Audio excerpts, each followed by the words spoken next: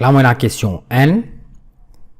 A driver driving his car along a straight horizontal road sees an obstacle ahead. The variation of the speed of the car with time t is shown below in the graph. Alors là, moi, on a un speed time graph. The y-axis is the speed. The x-axis is the time. Alors, le speed est en meter per second et le time est en secondes. La partie A, calculate, première partie, the thinking distance. The thinking distance is the distance covered during the human reaction time. And during the human reaction time, the speed is constant. Alors, quand nous get le speed time graph, prends depuis t equal to 0 to t equal to 1.0, the speed time graph is a horizontal line. And a horizontal line on a speed time graph means its gradient is 0, which means the speed is constant.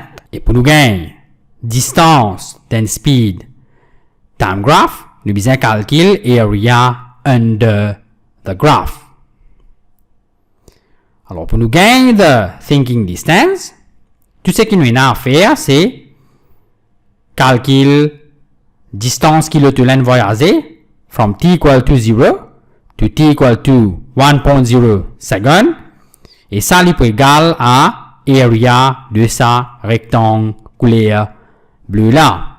Et area d'un rectangle, c'est simplement length times width. Alors, the thinking distance is simply 30 times 1.0, which gives you 30 meters.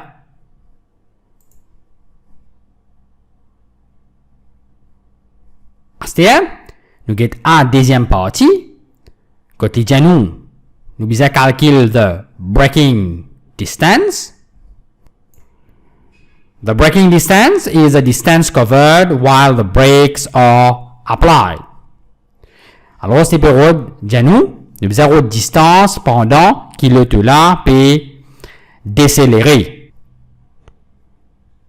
Alors, le là peut décélérer from t equal to 1 to t equal to 5 parce que dans ça l'intervalle de temps là, vitesse peut diminuer. Alors, pour me gagner braking distance, tout ce qui m'a à faire, c'est road area under the speed time graph from t equal to 1 to t equal to 5.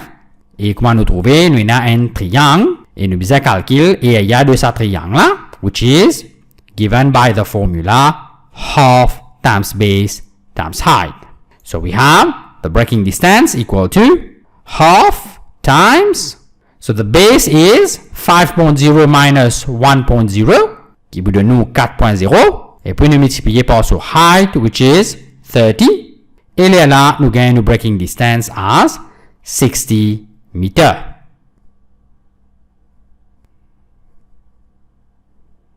Donc, à la troisième partie, nous allons calculer the stopping distance.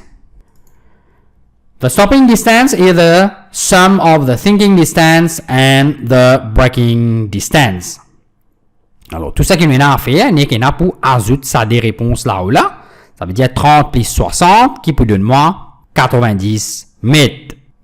La partie B maintenant, calculate the deceleration of the car. Donc, pour nous gagner deceleration, nous pouvons bien servir la formule de accélération. Alors, la formule d'accélération is equal to capital V minus small u divided by delta t. Alors, A c'est le accélération, capital V c'est le final velocity, et small u c'est le initial velocity, et delta t c'est le time interval for the velocity to change from u to capital V. C'est-à-dire combien de temps il prend pour ce velocity sorti depuis u, leaving capital V. Alors, si nous servons ça, là, nous, graphe ici, là, l'intervalle côté décéléré, nous trouvons qui delta t pour égal 5.0 retiré n.0, qui donne moins 4.0 secondes.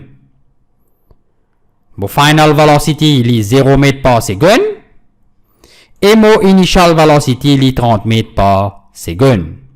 Alors, si je remplace tout ça là dans la formule là, je peux gagner accélération là égale à moins 7.5 mètres par seconde square.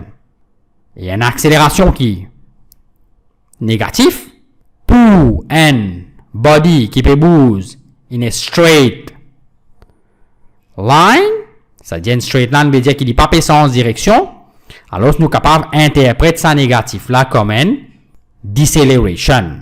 Alors, the deceleration d is equal to 7.5 meter per second squared.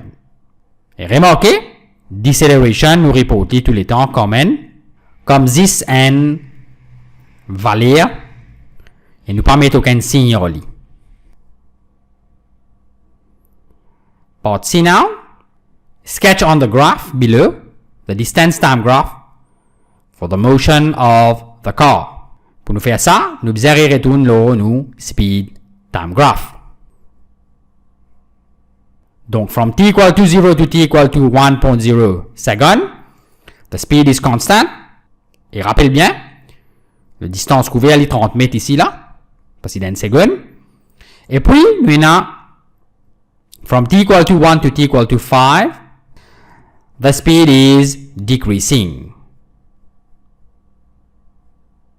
Donc là, nous retournons le distance time graph. So from t equal to 0 to t equal to 1.0, the speed is constant. Et pas oublier, gradient d'un distance time graph, c'est speed. Alors, ici, là, pour 0 jusqu'à n.0 seconde, nous avons une straight line. Et straight line là finit que 30 parce qu'il est couvert à 30 mètres dans sa n seconde là. C'est ce qui nous appelle comme thinking distance. Instead from t equal to 1 to t equal to 5, the speed decreases, qui veut dire nous avons une curve of decreasing gradient like this. Et remarquez, curve là, il finit horizontale à t equal to 5.0 because at this instant the speed has already become 0, so it should be horizontal because a horizontal part of a distance time graph will have speed 0. Et remarquez que 5.0, the distance covered is equal to 90. This is the stopping distance. The total distance taken to come to rest. La partie D, on another occasion, and driving along a horizontal straight road at the same speed, the driver applies the brakes and the car slows down to rest with a constant deceleration equals to twice the value in part B. Calculate the time taken for the car to come to rest. So the new deceleration is related to the old deceleration, meaning you just multiply old deceleration by 2 and you will get the new deceleration. Nous connaissons all deceleration is 7.5 mètres par second square et nous connaissons the new deceleration pour égal, therefore, des fois, qui vous donne moins 15 mètres par second square. Et puis là, on servi l'équation A is equal to capital V minus U divided by delta T. So we substitute the A as minus 15. Remarquez là, on remplace ça à là as minus 15 et non pas 15. Parce que ici, c'est accélération là. Alors, c'est égal à 0 retiré 30 divisé par delta T. Et là, on gagne delta T to be equal to 2.0 seconds.